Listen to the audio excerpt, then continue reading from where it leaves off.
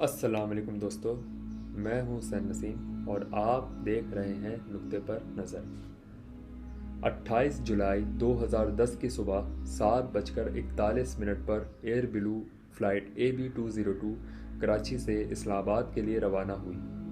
इस फ़्लाइट ने कराची से टेक ऑफ किया था। इस जहाज़ में 186 पैसेंजर्स और 6 क्रू मेंबर्स मौजूद थे और इस जहाज़ के कैप्टन का नाम परवेज़ इकबाल चौधरी था और परवेज़ इकबाल चौधरी 61 साल के थे और एक एक्सपीरियंस कैप्टन थे।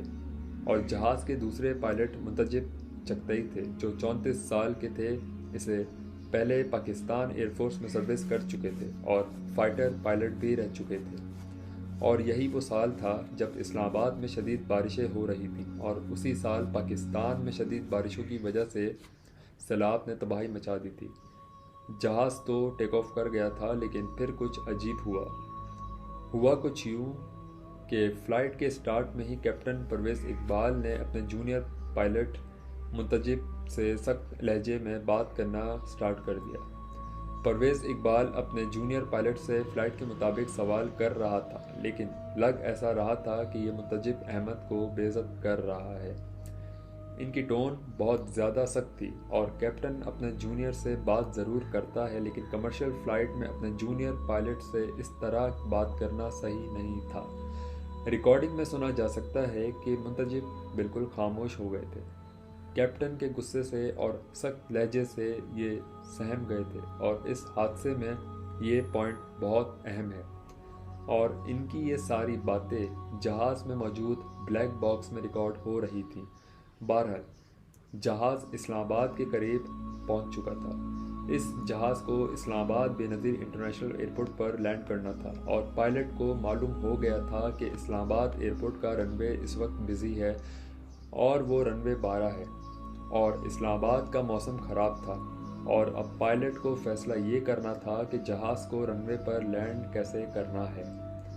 जैसा कि मैंने आपको बताया कि जहाज़ के first officer junior pilot Muntazib Ahmed की डांट और सख्त लहजे से खामोश चुपचाप थे, यानी कि सारे फैसले कैप्टन परवेज़ इकबाल के हाथ में थे। एयरपोर्ट के एयर ट्रैफिक कंट्रोल ने कैप्टन को बता दिया था कि आपको सर्कुलेशन अप्रोच करनी है और शदीद धुंध और बारिश की वजह से पायलट को रनवे नज़र भी नहीं आ रहा था। इसलिए जहाज़ के कैप्टन परवेज़ इकबाल ने जहाज़ को नेविगेशन मोड पर लगा दिया था। इस मोड पर जहाज़ खुद ब खुद अपनी मंजिल तक पहुंच जाता है, लेकिन सारा मसला यहीं से स्टार्ट हुआ। जहाज़ के कैप्टन परवेज़ इकबाल ने जो सिस्टम जहाज़ में सेट किया था वो ठीक नहीं था। इस्लामाबाद के 8 किलोमीटर तक एक सर्कल है जो सेफ़ है, बाकी एरिया सेफ़ नहीं है। जो जहाज़ जोन से बाहर आ चुका था और जहाज़ बिल्कुल सेफ़ नहीं था। लेकिन फर्स्ट ऑफिसर जूनियर मुंतजिब अपने पायलट से इतना खौफज़दा थे कि उन्हें फ़ैसले पर कुछ नहीं बोला। उन्हें पता था कि ये फ़ैसला ठीक नहीं है और जहाज़ अपने सेफ जोन से बाहर आ चुका है और कैप्टन परवेज़ इकबाल जहाज़ के 2000 फीट पर लाना चाहते थे। ये रूल्स के ख़िलाफ़ और ज़्यादा ख़तरनाक था।